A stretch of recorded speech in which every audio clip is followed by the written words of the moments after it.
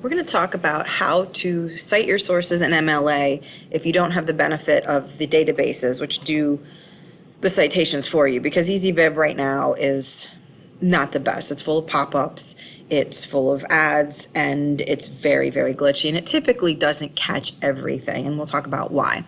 So right now, if you look at the research paper notes page, I have a link to the interactive template from MLA. Now this won't generate it for you, but it gives you the order of what you need to find. And since most of you we'll do two examples, one from the Atlantic, one from the New York Times, since most of you are working with online sources like that, we'll just go through. Now, you'll want to create a new Google Doc for your sources, obviously, or put them on your source document, whatever you're using, or Padlet. But the first thing you're looking for,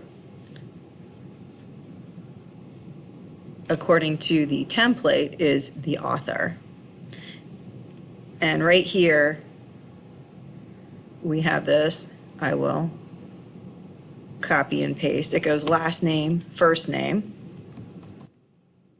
You do not want that in all caps.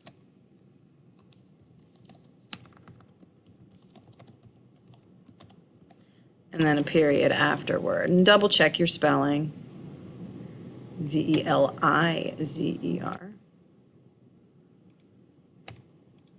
And that's what comes first. The next thing then is the title of the source, and it's going to be your article title. And this one is Gun Control is Not Impossible. And titles of articles always go in quotes. And to figure out what punctuation follows, just go back to the template and it will show you right here. It's a period. There were some changes from MLA 7 to MLA 8 in how you punctuate the entries, and that can get confusing. So the next thing you want to look at, title of container. Now MLA now calls the bigger publications the containers. So that would be the website or the journal article. So what you want to do, this is the Atlantic. And that is typically in italics. Your major news organizations, title of books, titles of websites will be italicized. Now this is where I think the changes start. Now you're going to switch to commas, which is confusing because it used to be periods. Now when you go back to the MLA template, you typically don't have other contributors. Occasionally you might see an editor. If that happens, then you might want to consult the MLA handbook. I have a copy, we don't have enough. Version number would be more for databases, and fortunately those generate for you. Now the publisher, if you look at the publisher is typically at the bottom, very bottom, after the copyright. And typically with websites and news organizations, it's the same, so you skip it. If it's exactly the same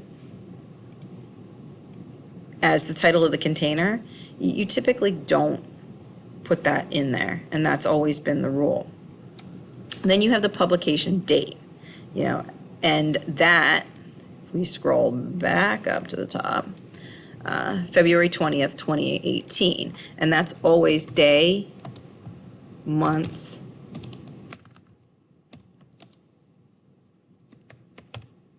year, and again, double check, make sure it's a comma. And then the location is the URL. The location is going to be this. Now here's what's bizarre about MLA 8. They don't want the HTTP. It just starts here.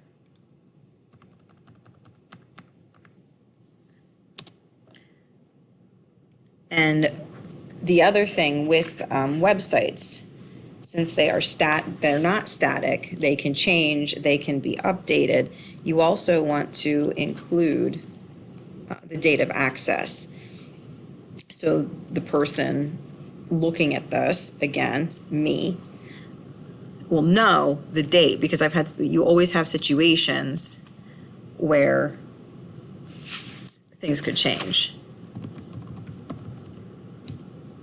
And then you just put today's date.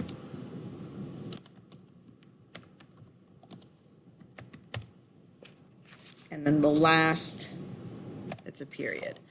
Now, when we get into actual works cited page, we'll talk about formatting. Yes, this should be Times New Roman, double space, but we'll worry about that with the rough and the final draft. But this is basically how you use that MLA template to create a works cited entry. It's basically author, title of the work, title of the larger website, the date, the URL, and the date of access. If you have anything else in there, just ask or consult the MLA handout. Another good website that I have linked there is Purdue OWL. This is something that you should familiarize with, because this will have everything about MLA for you.